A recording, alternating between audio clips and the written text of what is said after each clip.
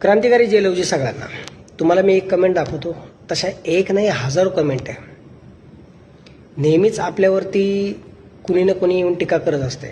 मी तरी इथे प्रामाणिकपणे सांगतो की उच्चवर्णीयांकडून फक्त आपल्यावरती 10% काहीतरी जातीवरती बोललं जात असेल, ते पण कुठल्या वादामध्ये. पण इथे रोजच आपल्याला 90% आपल्यावरती, आपल्या जातीवरती बोललं जातं आणि आपल्या महापुरुषांवरती बोललं जातं. अनेक पुरावे आहेत. मी माझ्याकडे 1000-2000 स्क्रीनशॉट आहेत त्याचे. करायचं काय त्याचं? अशा प्रकारच्या कमेंट येतात ना, त्यामुळे डोकं सणकतं.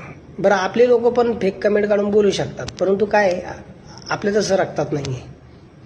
आपले लोक सगळ्या महापुरुषांचा आदर करतात. पण इथे कुठे ना कुठे जर काहीतरी मातंग समाजाने काही करायचं जर ठरवलं तर तिथे आडवं येणार.